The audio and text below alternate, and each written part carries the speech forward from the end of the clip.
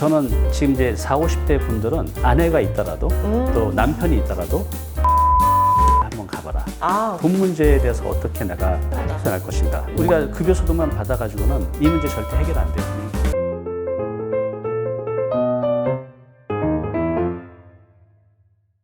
이제 100세 시대라고는 하는데 은퇴 시기는 점점 줄어들었잖아요. 네. 그렇게 인생 2막을 준비하는 40대, 네. 50대 분들에게 진짜로 해드리고 싶은 어떤 말, 조언, 네. 뭐 어떤 준비를 해야 되는지? 우리가 이제 한 4, 50 정도 되면 축구로 치면 전반전 끝나고 네. 중간에 하프타임 쉬는 시간을 갖잖아요. 맞아요. 그리고 이제 후반전을 뛰게 되는데 그 하프타임 때 보면 이제 감독 코치 나와서 또 선수들끼리 작전을 짠단 말이죠. 우리 네. 후반전 어떻게 뛸까? 네. 그때가 굉장히 중요하다는 거죠. 그래서 후반전 때 완전 역전되는 경우도 있잖아요. 그렇죠. 우리 개인도 마찬가지인 것 같아요. 정말 태어나서 엄마한테 잔소리 들으면서 초중고등학교 열심히 다니고 입시해서 대학교 가고 또 대학 가면 또 직장 든다고 뭐 시험 보고 자격증 따고 내 의지와 생각 없이 세상에서 만들어 놓은 틀에서 그냥 정신없이 경주만 채워 달려온 거죠. 네. 그러다가 이제 어느 순간 이제 중년이라는 나이가 오게 되면 내가 뭐 하고 산 거지? 라는 이제 생각을 드는 나이가 요 중년이라는 나이인 것 같아요. 저는 지금 이제 40, 50대 분들은 네. 너무 열심히 달려오셨기 때문에 네. 이때 잠시 멈춰주지 않으면 그냥 관성대로 또 90살, 100살까지 달려가게 돼요. 그래서 저는 이제 추천드리는 게 네. 아내가 있더라도 또 남편이 있더라도 혼자만의 여행을 한번 가봐라. 혼자만의 여행? 와, 네. 근데 너무 관광지 말고 네. 조용한 곳. 조용한 곳. 이제 우리가 낯선 곳에 가면 낯선 생각을 할 수 있고 내가 항상 쓰는 공간에서는 항상 내 생각에 대한 대답도 일정한 틀에 있는 답이 나오는데 내 관점으로부터 그냥 계속 맞아요. 생각을 하는 거죠. 근데 이제 자연에 간다든가 낯선 공간에 가게 되면 새로운 질문, 새로운 생각, 또 새로운 답변을 할 수 있는 능력이 생겨요. 이럴 때 이제 내 삶을 한번 정리하고 내 인생 후반전을 이제 어떻게 살아갈까 를 이제 깊이 고민을 하는 거죠. 결국은 돈 문제예요, 그죠? 자본주의 우리가 100세 시대까지 살 때 가장 필요한 피해갈 수가 건 없네요. 돈이라는 것은 부인할 수 없어요. 그래서 이제 저도 역시 그랬고, 그래서 이제 돈 문제에 대해서 어떻게 내가 해결할 것인가. 그러면 이제 우리가 급여소득만 받아가지고는 이 문제 절대 해결 안 돼요. 냉정하게 말씀드리면. 재테크를 하시라는 거죠. 재테크해서 지금 잘된 분들이 너무나 많잖아요. 제가 유튜브에서도 소개시켜 드렸는데. 근데 조금 이제 내성적인 성격을 가신 분들은 위험하다고 생각을 해서 가늘고 길게 하자. 투자하다가 있는 돈 날리지 말고. 근데 이제는 투자를 하지 않고 가만히 있는 게 더 위험하다는 거죠. 그래서 물론 무모한 도전이 아니라 충분히 준비해서 하면 충분히 돈을 벌 수 있다. 두 번째는 이제 건강입니다. 제가 올해 56인데 하루 종일 일해도 피로를 몰라요. 아니 너무 지금 빛이 나세요. 그래, 감사합니다. 제가 한때 이제 몸이 굉장히 안 좋아서 건강 관련 책들을 참 많이 봤습니다. 와, 그랬더니 세상에 내 몸을 이렇게 건강할 수 있는 방법이 이렇게 많았구나라는 걸 알게 됐고 그것들을 이제 제 삶에 하나씩 가져와서 지금은 저는 뭐 아픈데 거의 없이 또 체력도 좋고 이제 머리도 잘 돌아가는 것 같아요. 오히려 20대, 30대보다. 물론 외모도 중요한 것 같아요. 50 넘어서부터는 이렇게 유튜브도 하고 강연도 하다 보니까는 남들 앞에 설 기회가 많잖아요. 그때 제가 좀 배가 나왔었어요. 지금도 물론 나왔지만 그때보다는 덜 나왔습니다. 근데 그때 이제 제 팬 여성분이 한번 오시더니 저한테 이런 말씀 하시는 거예요. 기숙말로. 다니쌤 너무 팬이에요. 너무 좋아요. 너무 감사해요. 그런데 배가 좀 나왔는데 다니쌤 이거 배만 좀 들어가면 더 멋져 보이실 것 같아요. 근데 그분은 정말 저를 좋아하고 팬심에서 말씀을 드렸던 거예요. 그래서 제가 그 말을 듣고 이제 그때 외모 관리를 시작했어요. 그래서 옷도 조금 더 신경 써서 입고 머리 스타일도 좀 더 단정하게 하고 그래서 외모도 저는 이제 경쟁력이라고 봐요. 그다음에 이제 세 번째는 이제 관계. 인간관계는 사회에서 만난 사람들은 기브 앤 테이크잖아요. 내가 줄 게 있고 받을 게 있는데 본능적으로 딱 보죠. 내가 저 사람을 새겨서 나한테 얻을 수 있는 게 뭐지라고. 근데 내가 약할 때는 상대한테 얻을 수 있는 게 있기 때문에 하는데 상대는 아니죠. 내가 그 사람 만나면 시간만 버리는데 그러면 예의상 한 번에 해주지만 두 번, 세 번째 나면 이제 안 만나준다는 거죠. 그래서 인맥을 넓히지 말고 자신의 강점을 살리라는 거죠. 그러면 인맥은 저절로 만들어진다는 거죠. 그래서 인맥을 쌓는 그 노력과 시간을 네. 나의 강점을 살리는 데 시간을 쓰게 되면 네. 나한테 필요한 그 인맥들은 네. 자연스럽게 찾아온다는 거죠. 네. 굳이 이렇게 이제 막 누구에게 부탁하고 뭔가 요청하고 친해지려고 하고 이게 아니라 내가 정말 줄 수 있을 때 그들이 자연스럽게 찾아올 수밖에 없고 또 그럴 때 더 좋은 연으로 이어진다라는 말씀을 하신 것 같고 저도 공감합니다. 자기만의 시간을 좀 갖자. 네. 인생의 하프타임을 갖고 인생 후반전에 이제 본격적인 내 문제, 돈에 대한 문제, 네. 건강에 대한 문제, 또 관계. 여기서 관계는 사회적 관계뿐만 아니라 우리 가정 내 관계, 그렇죠. 내 부모, 또 내 아내, 남편, 내 자식들의 관계 설정을 어떻게 할 건가. 요때 이걸 잘해놓지 않으면요. 그리고 은퇴하면 자식하고 와이프도 안치 버림받습니다. 네. 이때 잘 관리해야 나중에 내가 은퇴해서도 아내한테도 자식들한테도 인정받지. 나는 열심히 너희들 위해서 아내를 위해서 내가 했는데 내가 왜 이런 대우를 받아야 돼? 아니라는 거죠. 저는 물론 열심히 살아온 건 인정하지만 네. 그 부분에서 한 10% 20%만 떼서 네. 내 가까운 내 가족들한테 쓰는 그쵸. 그런 시기가 또 이제 우리 40, 50대 시기 아닌가 싶어요. 이런 이제 많은 인생의 이제 일막을 거쳐 오셨잖아요. 네. 그리고 이제 또 설레는 일들로 도전을 하시는데 그래도 다니쌤도 인간이잖아요. 네. 뭔가 나에게도 어려움이 있었던 또는 어려움이 지금도 존재할 네. 수도 있죠. 그런 것들이 있을 때 다니쌤은 이제 다음으로 스텝으로 넘어갈 때 어떤 행동을 하시는지. 그 태도라고 보거든요. 그 스토아파의 그 에피테토스가 이런 말을 했어요. 내가 할 수 있는 일과 할 수 없는 일을 구분하라. 근데 우리는 내가 할 수 없는 일에 너무 매달려 사는 거죠. 지나간 과거를 후회하고 오지 않은 미래를 막상 막연히 두려워하고 네. 그러면서 막상 가장 중요한 지금 오늘 이 현실을 살아가지 못한다는 게 이제 현대인의 삶인데 제가 그랬어요. 항상 과거에 내가 그때 그놈을 만나가지고 내가 사기를 당해가지고 막 그리고 또 일을 할 때도 이거 잘못하면 어떡하지?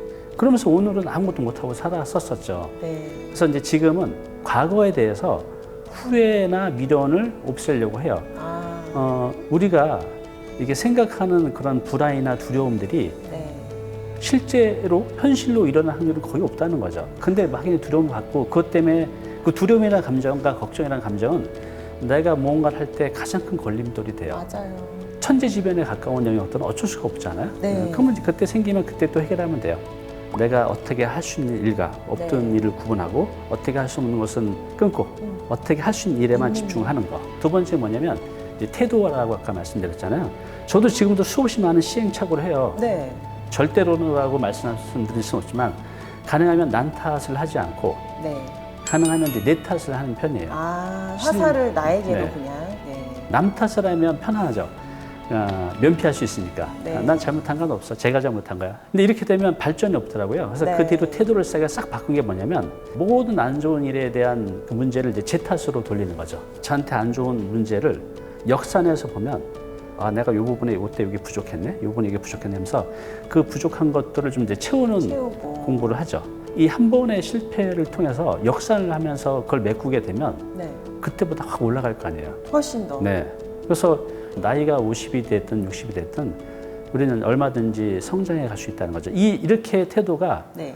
나의 성장을 이제 10배, 100배로 나의 내공을 또 능력을 키워갈 수 있는 것 같아요. 그런 모든 도전과 모든 일어난 일들이 사실 실패는 없네요. 왜냐하면 그것들이 또 나를 더 성장시키니까. 와, 저랑 생각이 제가 평소에 그 독서 모임도 하고 네. 사람들에게 항상 이야기할 때 이거 그대로 얘기했거든요. 근데 벌써 그걸 너무 깜짝 깨달았단 말이에요. 놀랐어요. 대단하십니다. 깜짝 놀랐습니다. 다니쌤도 누군가에게 내가 정말 영감을 받거나 정말 멘토처럼 생각되는 분이나 아니면 또는 그분이 쓰신 책이나 어떤 분의 영향을 받았다라는 부분이 있나요? 아니면 삶의 경험에서 그것을 터득하신 건가요? 그 가장 큰 것은 저희 어머니가 같이 살고 있는 어머니. 저희 어머니는 이제 국졸이시거든요. 네. 이제 지금 이제 초졸이라고 하죠. 초졸이신데 제가 이제 20대, 30대, 40대까지만 해도 엄마를 많이 무시했던 것 같아요. 네. 근데 놀랍게도 지금 이제 그때의 잔소리, 지금도 물론 하고 계시지만 그 잔소리들이 틀린 게 하나도 없더라입니다. 저희 어머니가 한 얘기 중에 이런 게 있었어요. 네가 정말 소중한 사람이라면 너무 자주 만나지 마라 라는 얘기를 했어요. 그래서 이건 뭔 소리지? 소중한 사람이 자주 만나야 되는 거 아닌가? 근데 이제 우리가 부부도 그렇고 죽지 못해서 결혼했는데 맨날 싸우잖아요. 근데 친구들도 그래요. 매일 만나면 결국 또 싸움이 생기는 거죠. 근데 이제 우리가 가끔 만나면 반갑기 때문에 좋은 얘기, 좋은 감정만 갖고 가잖아요. 근데 이게 너무 가까이 있으면 이제 그 소중한 사람도 잃을 수 있다는 거죠. 그런데 엄마가 자신의 삶의 경험에서 얘기를 해준 거죠. 어머니도 친구 만나면서 아주 그냥 죽지 못했던 친구들이 맨날 싸워서 그런 것뿐만 아니라 이제 다양한 삶의 어떤 이제 지식들을, 지혜를 이제 알려주셨는데, 저는 물론 책을 통해서도 많이 배웠지만 어머니를 통해서 이제 가장 많이 살아가는 지혜들을 배웠죠. 어머니가 멘토네요, 네, 진짜. 그렇죠. 네. 근데 보통 우리가 이제 어머니께서 말씀하시는 것은 잔소리다 그렇죠. 이렇게 듣잖아요. 네. 이게 필터가 있는 것처럼. 맞아요. 사실은 그 이야기를 받아들이는 것조차도 쉬운 일은 아니거든요. 네. 너무나 당연한 일이지만 부모님께서 해주시는 말이 정말 나에게 도움되는 말이다를 그걸 얻고 사는 것도 평범하진 않은 것 네. 같아요. 네, 그 말이 되게 쉬운 것 같지만 가장 또 우리에게는 어려운 거 아닌가라는데 그걸 또 그 어려운 걸 해내신 대표님 너무나 인정드리고 대표님께 이제 이렇게 지금 설레는 일들 많은 도전들을 하시는데 그냥 마지막 정리로 대표님께 일이란 무엇인가 그리고 그 일을 하는 의미는 무엇인가 그 일 자체 이꼬로 아까 제가 설레임이라고 말씀드렸잖아요. 네. 일을 한다라고 하는데 이제 설레임을 한다라는 표현이 맞는 것 같아요. 이게 연애하듯이 일을 하시네요. 또 일을 하면서 책을 많이 읽는데 네. 우리가 살면서 물음표가 되게 많잖아요. 맞아요.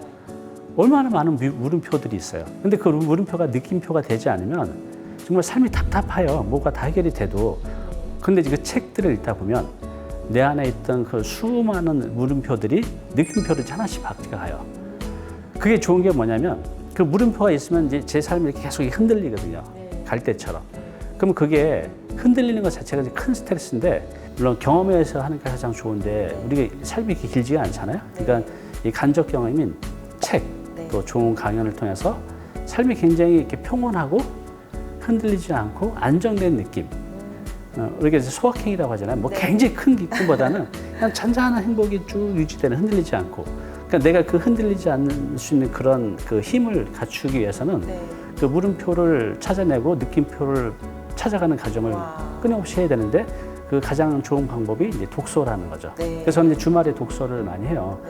그 물음표에서 느낌을 찾아낼 때 그 행복감은요 말로 표현할 수가 없어요. 그래서 이거 죽을 때까지 할 수 있는 굉장히 설레이는 일인 것 같아요, 과정이고. 많은 부분에 영향력을 주고 계신데 앞으로의 어느 부분까지 영향력 또는 내가 하는 사업에 있어서의 비전이 무엇인지 하나 설명을 해주세요. 그 이제 영향력도 전 이제 전염이 됐으면 좋겠어요. 전염이. 제가 운영하는 잉클에서 강의하시고 있는 분들 중에 또 상당수는 예전에 5년, 6년, 7년 전에 제가 세미나 할 때 초보자로 오셨던 분들이거든요. 근데 그분들이 그때 영향을 받아서 부동산도 하시고 마케팅도 하셔서 책도 내고 강의도 하시면서 저보다 더 전문가가 되셨어요. 그러면서 그분이 자신들의 지식과 지혜와 공유를 또 공유하고 있잖아요. 이게 계속 전파가 돼가는 거죠.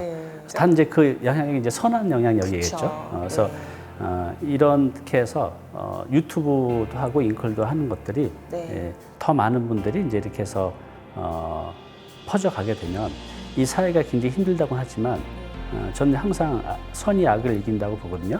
우리가 헐리우드 영화뿐만 아니라 우리 살아가는 이 세상도 결국은 그렇게 될 거라고 확신을 해요. 그래서 지금 제가 하고 있는 잉클도 그 사명이 있어요.